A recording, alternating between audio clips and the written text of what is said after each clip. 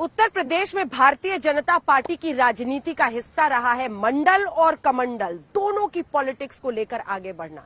तभी एक वक्त पर मुलायम सिंह यादव जैसे जो नेता थे उनकी काट के लिए कल्याण सिंह सरीखे नेताओं को खड़ा किया गया। धीरे धीरे वक्त बदला, ओबीसी वोट बैंक के बीच बीजेपी ने अपने पैठ बढ़ाई। उनके कई ऐसे नेता जो ओबीसी नेता हैं वो मुख्य धारा में आए और बीजेपी का परचम लहराया। आइए आपको दिखाते हैं कैसे ओबीसी वोट बैंक को धीरे धीरे साध कर मंडल कमंडल की इस राजनीति के जरिए बीजेपी ने उत्तर प्रदेश में अपनी पैठ बनाई।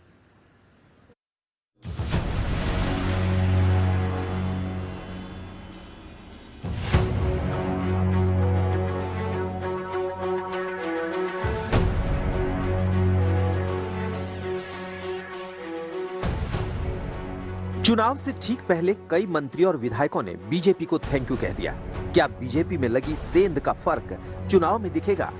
इस सवाल का जवाब समझने के लिए उत्तर प्रदेश के चुनावी दंगल में वोट बैंक का त्रिकोण समझिए, यानी पार्टियों का परंपरागत वोट बैंक। सबसे पहले बात बीजेपी की। वही बीजेपी जिसकी सोशल इंजीनियरिंग की छतरी के नीचे अगड़ी जातियां, गैर यादव पिछड़ी जातियां और गैर जाटव दलित खड़े हैं।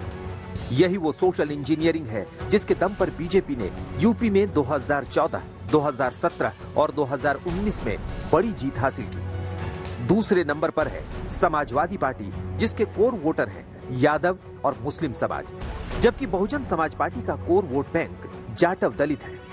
अगर बीजेपी ने उत्तर प्रदेश में प्रचंड और ऐतिहासिक जीत हासिल की तो उस जीत के पीछे बीजेपी की सोशल इंजीनियरिंग रही है। चुनावी नतीजों के चश्मे से देखें तो पूरी तस्वीर साफ हो जाएगी। 2017 विधानसभा चुनाव में बीजेपी को 10% यादवों के वोट मिले थे। 59% कुर्मी और कोयरी का साथ मिला, जबकि 62% दूसरी पिछड़ी जातियों ने वोट दिया। अगर 2019 की बात करें तो 23% यादव बीजेपी के साथ खड़े दिखे। 80% कुर्मी और कोयरी समाज ने वोट दिया, जबकि 72% दूसरी पिछड़ी जातियों का बीजेपी को साथ मिला। 2022 चुनाव में भी बीजेपी इसी सोशल इंजीनियरिंग के दम पर 300 के पार का दावा कर रही है कि यूपी में फिर से लगातार चौथी बार भारतीय जनता पार्टी जीतने वाली है। मगर इस बार हमारे जीत की व्याख्या अलग है। भारतीय जनता पार्टी का हर कार्यकर्ता विजय तभी मनाएगा जब हम 300 पार कर लेंगे। 2022 में 300 पार का नारा बीजेपी ने बुलंद किया है, लेकिन ये तभी संभव होगा जब बीजेपी के साथ पिछड़ी जाति का फुल सपोर्ट होगा। पिछड़ी जाति को साधने के लिए मोदी ने मोर्चा संभाल रखा है। वही मोदी जो खुद पिछड़ी जाति से आते हैं। चुनावी प्रचार में सबसे बड़े ब्रांड हैं और सबसे बड़े प्रचारक मोदी हैं। वहीं दूसरे नंबर पर है अमित शाह, यानी बीजेपी के मुख्य रणनीतिकार और प्रचारक। तीसरे हैं बीजेपी अध्यक्ष जेपी नड्डा, जो उत्तर प्रदेश के चुनावी दंगल की कमान संभाल रहे हैं। चौथे हैं योगी आदित्यनाथ, जो हिंदुत्व के प्रतीक हैं। जब उनकी सरकार थी, याद करिए, राम भक्तों पर गोलियां चलाने वाले लोग आज कहते हैं कि अगर हम भी सत्ता में होते तो हम भी राम मंदिर का बना देते। ये बदलाव है, ये आपकी ताकत है।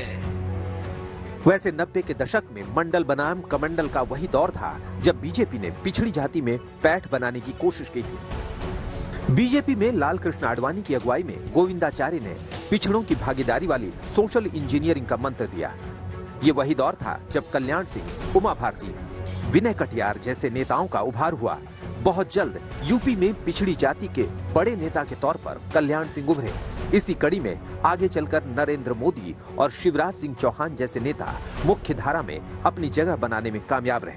आज नरेंद्र मोदी प्रधानमंत्री की कुर्सी तक पहुंच चुके हैं। बीजेपी को मिली जीत के पीछे ओबीसी बड़ा फैक्टर है। उत्तर प्रदेश चुनाव में बीजेपी के प्रदर्शन और जीते पिछड़ी जाति के विधायकों के आंकड़ों से समझिए। साल 1991 के चुनाव में बीजेपी ने 221 सीटें जीती, जिसमें 39 ओबीसी एमएलए थे।